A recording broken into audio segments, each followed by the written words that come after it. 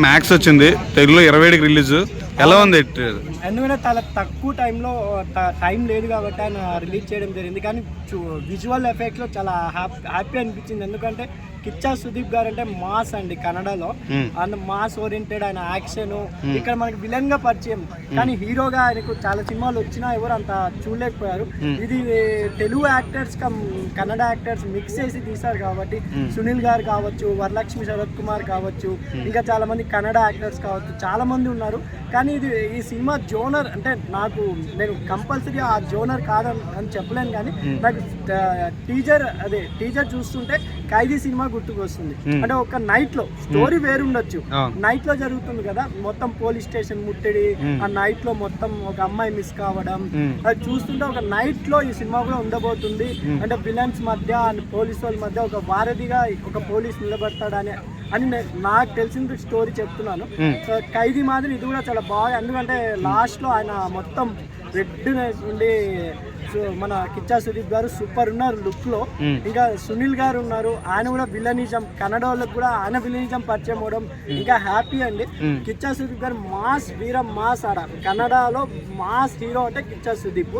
అలాంటి హీరో ఒక మనకు 25th అదే హాలిడేస్ లో మనకు రాబోతున్నారు కాబట్టి ఈ సినిమా కంపల్సరీ, ఏ సినిమా లేవు కాబట్టి ఈ సినిమా కంపల్సరీ ఇంకా ఆదరిస్తారని అనుకుంటున్నానండి. సో మ్యూజిక్ ఎలా అనిపించింది? మ్యూజిక్ బ్యాక్గ్రౌండ్ అద్దిపోయిందండి. అసలు డైలాగ్స్ అని చెప్తుంటే సూపర్ గా అనిపించింది నాకు.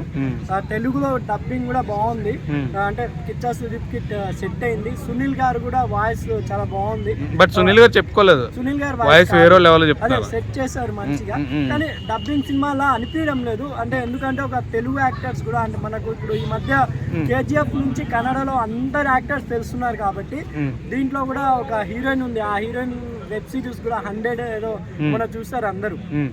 వస్తాడు రా ఇప్పుడు కొట్టండి రా అని డైలాగ్ చెప్తుంది కదా కిచ్చా సుదీప్ గారు. ఎందుకంటే పోలీసు వాళ్ళ మీద మనం కొంచెం ముందు స్టార్టింగ్ టీజర్ లో పోలీసు వాళ్ళ మీద బైక్ లో వచ్చి చాలా మంది దాడి చేస్తారు. దాని తర్వాత హీరో ఎంట్రీ ఏమో అనుకుంటున్నాను నేను. అంటే విజువల్ చూస్తుంటేనే మాస్ బీభత్సమైన మాస్ సినిమా చూడబోతున్నాం అనిపించిందండి. చాలా బాగుంది. ట్రైలర్ అయితే చాలా బాగుంది. ఖైదీ లుక్స్ కనిపించాయి, ఎందుకంటే ఒక నైట్ లో జరిగే స్టోరీలా.